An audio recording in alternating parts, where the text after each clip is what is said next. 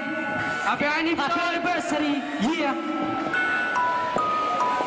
Ang istorya to. Ito nakikita natin sa ating kapaligiran. Ito ang nakikita namin sa ating realidad na aming ilalahad ngayon. Ito lang pagkakataon upang buksan ang inyong mga isipan. Ito ang totoong nangyayari sa Pilipinas.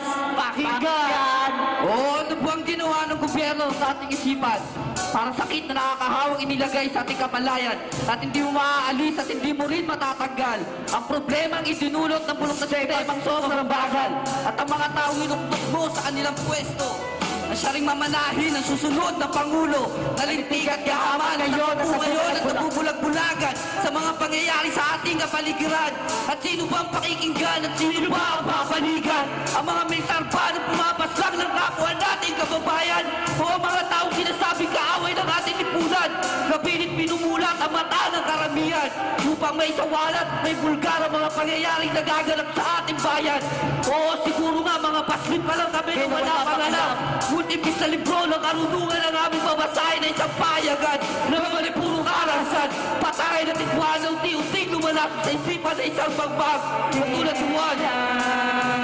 Kaya matatapos ang pagkagapos ng ating bayan. Sinilangan. Bumisigawan, bumisigaw, bumisigaw. Bumisigawan, bumisigaw, bumisigaw. Bumisigawan, bumisigaw. Bayang sinilangan, bulok na sistema ang bumabalot sa lipunan. Imbis na tayo magtulungan, tayo maralihan nang ibagsak pa ang ating kaya na pang ating alam. Bakit hindi tayo magpapalumigyan ng bagong mundo at sama-sama nating baguhin ang bulok nating gobyerno at ang mga hipokrito leon na nagkalat sa kalsada na may talabang mga rosaryo at may bitbit pang gitara. Nakakapal na mukha nyo na gamitin ang ngalan na may kapal para kayo mga kriminal na nagpilit maging malas. Mga angal! Yan ang mga tao nagpapagalit sa politiko at alam nila di makatulong sa bayan to sa suporta sa pagtakbo. Alam niyo kung bakit? Bakit? Dahil pinakakuha ng konting sentimo. Tingnan nyo gano'n kabobo ang isang matalinong tao at ang mga kapitalista sobrang gahamay sa pera na nagpapasa sa laban sa tubod pawis ng iba. Ikaw ang tinisburang ay naghihirap habang iba sa inyo dahil iba ang nasa ulang at balang araw pag kami na ay nasunod para sa lahat wala kaming ibubukod. Kailan matatapos ang pagkagapos ng ating bayan? Sinilangan.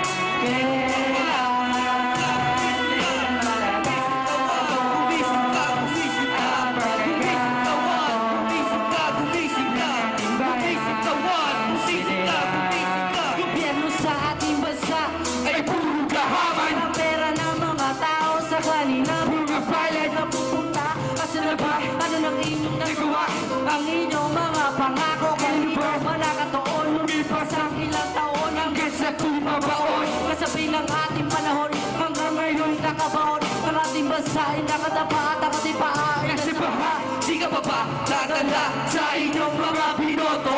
ilan ang kandidato na Sa atin ay nangako aayusin ang kalsada at meron libreng pasada.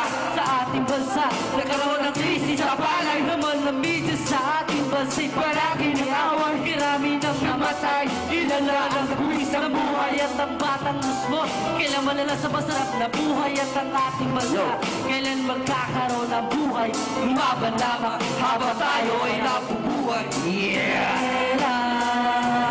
Kailan matatapos Laban palakpakan dyan Ang pagkagaos ng ating bayan.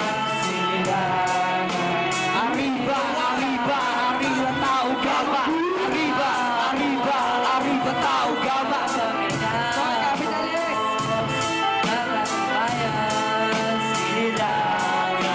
Gobyerno sa Pilipinas may bagong nakaupo. Ang ako sa harap ng mga tao. Alam mo sino matino o matalino. Manilpa na naman siya, Malacanang. Kaya bonoy ng Pilipinas na ginala pulang-pulang, walang puwang. Kapag mahihirap sa ating bayan, pagmasdan nyo may kapansanan. Sa kalye hinahama, pagpipang papasasa sa kanila ang mga kurako ko saya. Sa buwag minuto bang iba ay malungkot, ako ang bumabalot sa isip ng mamamayan. Hindi kayang ipaglaban ang kanilang karapatan dahil sa mga haman dito sa ating lipunan. Nabakabal na ba'y lagi nilang ninanakawan pagmasin nating paligid. May daming nahihirapan, hindi kaya lunasin sa kaginaraman dyan.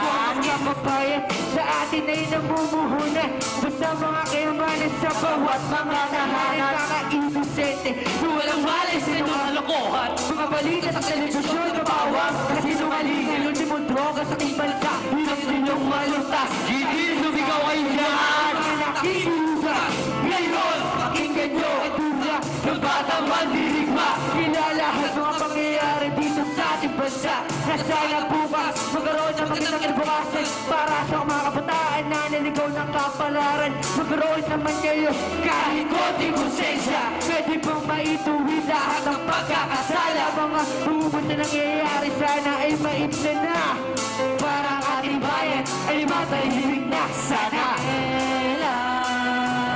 Kailan matatapos ang pagkatapos ang ating bayan?